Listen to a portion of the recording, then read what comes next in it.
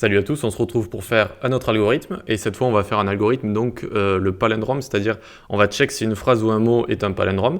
Un palindrome c'est un mot ou une phrase qui peut se prononcer et s'écrire de la même façon à l'endroit ou à l'envers, comme par exemple le mot kayak ou le mot œil en anglais, E-Y-E, etc., etc. Donc on se retrouve ici, on va juste bosser sur la console, voilà, et on a juste ici le petit fichier JS de d'habitude, j'ai juste écrit ça dans le body. Donc hop, donc là on a une fonction qu'on a appelée palindrome avec un paramètre, un string, et on peut commencer.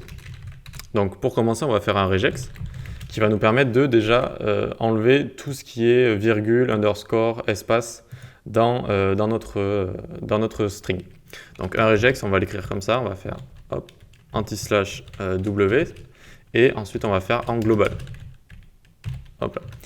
Donc quand vous avez slash, alors je vais juste faire un commentaire, voilà. Quand vous avez slash 3 petits points slash g, donc ça veut dire global, donc ça va prendre toute la chaîne. Ensuite, quand vous avez ici des brackets avec des choses écrites dedans, ça va prendre tous les caractères 1 à 1 de la chaîne et les analyser. Donc tous les caractères 1 à 1. Et ensuite, quand vous avez anti-slash w, c'est tout un monde, le regex, vous pouvez aller sur le MDN le MDN regex, vous tapez ça JS et vous n'allez pas être déçu, c'est vraiment un monde énorme. Et du coup, anti-slash W, ça va matcher tous les caractères non alphabétiques. Donc typiquement les espaces, les virgules, les underscores, les slash, etc., etc. Donc une fois qu'on a ça, on va faire une variable qu'on va appeler low reg str, donc ça va être notre string en low, donc en minuscule. Alors comment on va le mettre en minuscule? On fait str.toLowerCase, hop, et ensuite donc on va replace tout ce qui match avec notre regex, on va le replace par rien du tout. Et du coup ça va remplacer tout ce qui est espace, virgule, etc. par rien, d'accord? Du coup on aura le mot ou le groupe de mots collé. Et une fois qu'on a ce mot ou ce groupe de mots collé, donc si vous voulez je vous mets un petit commentaire, minuscule plus caractère non alpha enlevé, voilà. Ensuite donc on va reverse notre string, donc on fait une variable qu'on va appeler reverse string, et donc on va faire low reg str .split, donc là on le met dans un tableau, ce qui va nous permettre de le retourner avec reverse, et ensuite on le rejoin en chaîne de caractères, comme ça. Voilà, nickel. Donc là par exemple si je console log, reverse str, hop, là, et du coup en fait vous voyez ça nous a mis la chaîne de caractères à l'envers, ok? Si on a du coup, si vous voulez voir aussi low reg str, hop là, et vous voyez, c'est exactement la même chose en fait. Donc on l'a retourné et ça nous a donné exactement la même chose après qu'on l'ait mis en minuscule, qu'on ait enlevé tous les caractères qu'on voulait pas. Et donc maintenant, il nous suffit juste de checker si c'est vrai ou faux. Et donc pour ce faire, on fait un simple return, reverse str, alors reverse str, j'ai écrit comme ça, ouais, est égal low reg str. Si oui, ça va retourner true, sinon ça va retourner false. Et là, vous voyez, ça a retourné true. Donc voilà, ça c'est la première façon de le faire. Ensuite donc, hop, je vais juste le mettre en commentaire, voilà. Hop, hop. Donc là on va avoir une deuxième façon de le faire avec une boucle for. On va se mettre ici, voilà.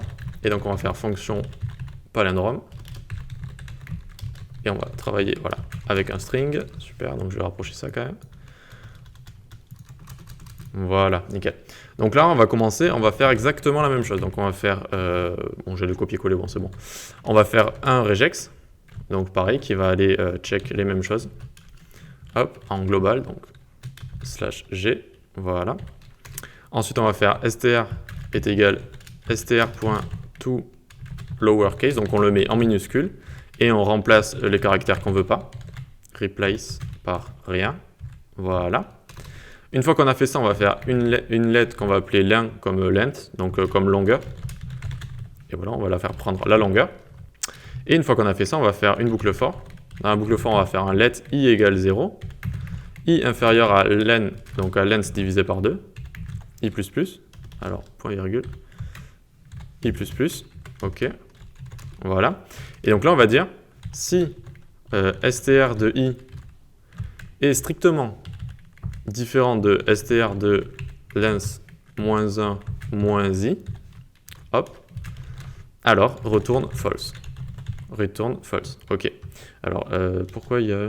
Ouais, ici, là. Tac. Là, nickel. Alors, return false. Et sinon, return true. Voilà. Donc, qu'est-ce que ça fait, ça? Donc, au début, cette variable, elle prend la longueur de la chaîne qu'on a au préalable mis en minuscule et qu'on a enlevé les espaces, etc. Ensuite ici, regardez, c'est pas une for loop, on va dire, habituelle qu'on voit un peu partout. C'est une for loop avec ici i est inférieur à length divisé par 2. Pourquoi length divisé par 2? Parce qu'en fait, le but de cette boucle for, ça va être de checker. Alors, check la première lettre de la phrase avec la dernière lettre. D'accord? Et donc, à chaque fois, on va faire ensuite la deuxième lettre avec l'avant-dernière lettre, etc., etc. Et du coup, si on a déjà checké la moitié de la phrase avec l'autre moitié de la phrase, en fait, si ça, c'est déjà true à chaque fois, eh bien, ça veut dire que la phrase, si les deux moitiés se correspondent, elles peuvent se retourner et c'est des palindromes. D'accord? Voilà.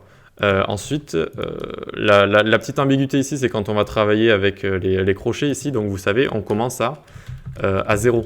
D'accord? Ça va de 0 à, par exemple, la longueur ici, je dis n'importe quoi, elle est à 15. Ça va de 0 à 14. D'accord? Mais la longueur, elle est égale à 15. Ok, c'est une petite gymnastique mentale. Mais du coup, à chaque fois, là, on va faire str de i 0. Donc, ça va être, on va checker si a est égal et str de length moins 1 moins i. Ça va être moins 1 moins 0, vu qu'on sera au premier cas de notre boucle for. Eh bien, ça va être aussi a, du coup. D'accord? Voilà, donc c'est une petite gymnastique mentale, hein. Posez-vous devant et normalement, vous allez comprendre assez vite. Et du coup, c'était les deux manières de faire des palindromes en JavaScript. Allez, on se dit à la prochaine. Ciao.